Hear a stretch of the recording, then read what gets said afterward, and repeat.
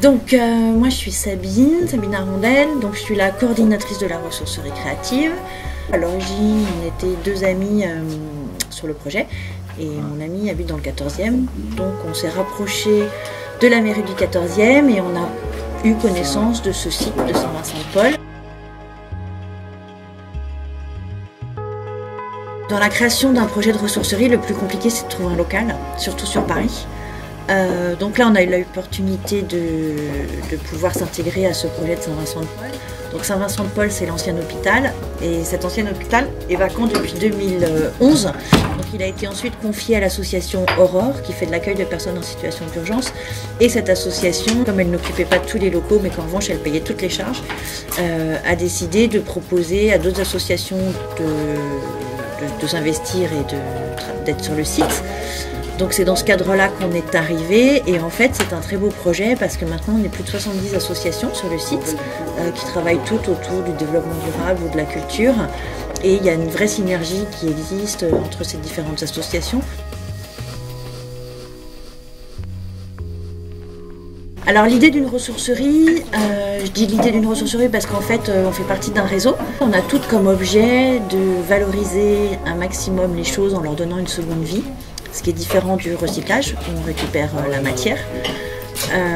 Donc l'idée c'est de s'adresser au grand public et de leur proposer une alternative à la mise au rebut de tout ce qui les encombre. Donc dans une ressourcerie on récupère tout ce qui se trouve dans une maison, aussi bien le linge que les meubles, que la vaisselle, que les bibelots, que les livres, voilà. On récupère vraiment tout, à l'exception de la literie qui est une question d'hygiène uniquement. On a comme idée de développer un maximum d'ateliers créatifs autour des choses qu'on récupère, des matériaux. On fait déjà des ateliers de couture où on propose la création de coussins, où on propose également toujours en couture la création de petites pochettes, de sacs. L'idée étant de partir de matériaux qu'on a récupérés et de les transformer en objets fabriqués soi-même. PIE, c'est vraiment l'organisme qui nous a permis et qui nous permet encore aujourd'hui d'être là, d'avoir ouvert, parce qu'en fait, c'est eux qui nous ont fait confiance et qui nous ont donné accès à un financement.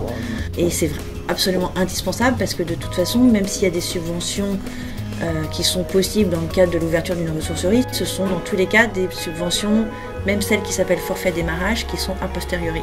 Ah oui, et aussi pour le PIE, ils nous ont fait un super tableau là pour que l'on travaille notre business plan, et c'est le tableau qu'on utilise quotidiennement pour être sûr qu'on soit vraiment dans les clous au niveau de notre gestion.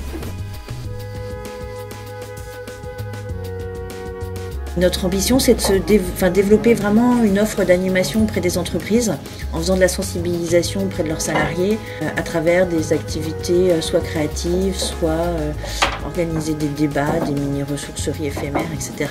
pour sensibiliser ce public professionnel.